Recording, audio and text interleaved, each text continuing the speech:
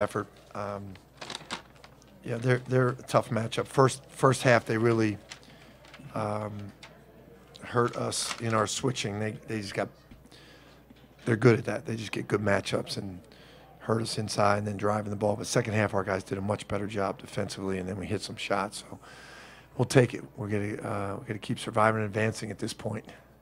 What did you do differently in the second? Because you seemed to defend the post a little better in the second. We played bigger. I mean, they were going inside the brunk, and then we knew he was a good passer, but he's a little bit better than we thought. And then we just played bigger. You know, we played Joe a little bit more. We actually played Eric at the 2 for some time, and it helped. You also took away the threes and you got out on the shooters. Well, that's what we were trying to do early. I think we did a good job of that all night, but in the first half, they were getting us on back cuts and post-ups and drives because we were trying to guard their threes. Second half, I think with our length, we did a good job of containing both. How does it feel to see the ball go in the basketball a little more often? Only in the second half, Joe, right?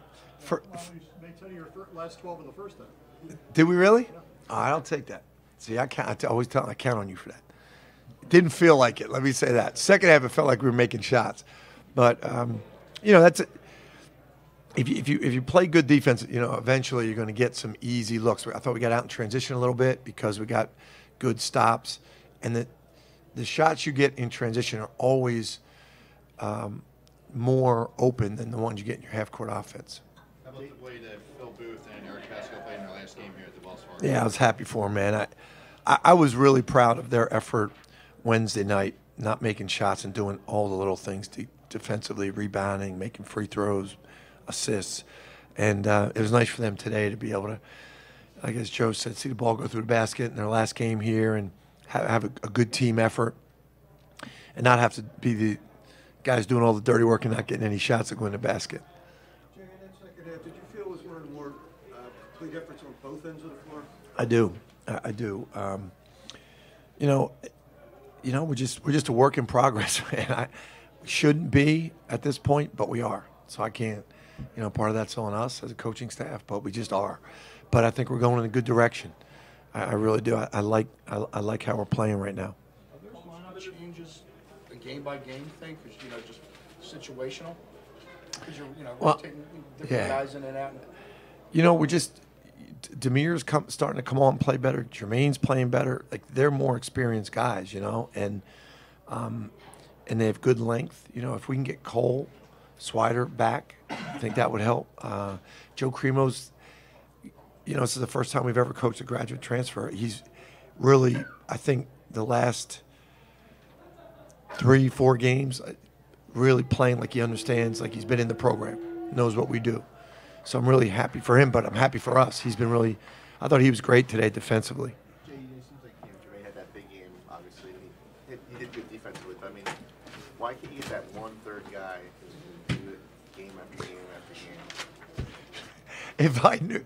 If I knew, we're trying. It is really, it's our struggle. It really is, and so when you're struggling with that, sometimes you can over coach it, like, okay, this guy's not going, so we'll go with this guy and we'll change this and we'll change that. And that hasn't worked, So, I think it's got to be Jermaine, it's got to be Joe, and we just got to stick with it. We're running out of time to try things. That's what I'm saying. We shouldn't be in this spot right now, but we are. But we're committed to this right now. So you change this, change that. Was there a lot of that as far as the overall team after you guys lost 3 in a row? No, it was Doring. Even the games that we had won before that, that game at home against Creighton was shaky. I mean, we easily could have lost that game. We weren't making shots. We weren't playing well. We've just been tinkering, and during that 3-game stretch, it was definitely a part of it. As I said, that's why part of it's on us as a coaching staff, and part of it, the players got to step up and be consistent. But now we got to be committed to this, the way we're playing right now.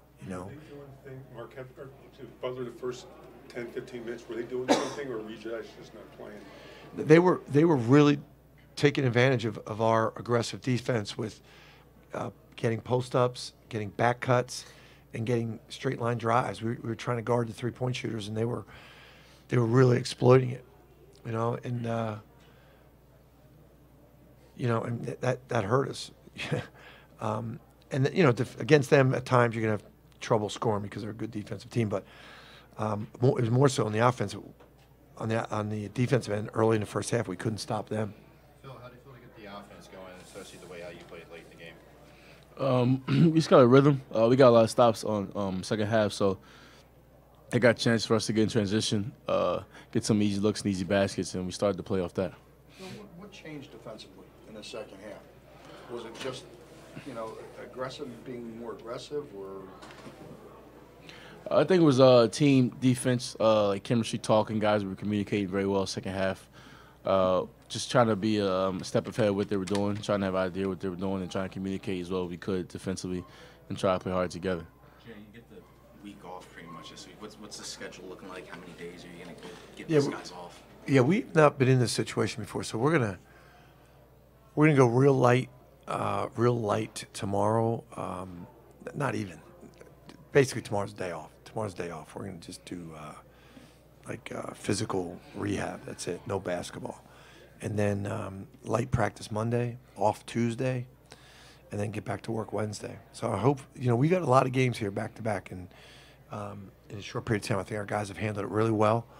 I'm really proud of them. I think our training staff, Jeff Pierce and John Shackleton, have been amazing at keeping them fresh. And when we looked fresh today, we were good. So this break's going to be good for us. This question goes out to Phil. Like, how does it feel playing your last game here? What will you miss about playing for Villanova once graduation hits? It's real special playing here. A lot of good wins here. A lot of big games have been played here.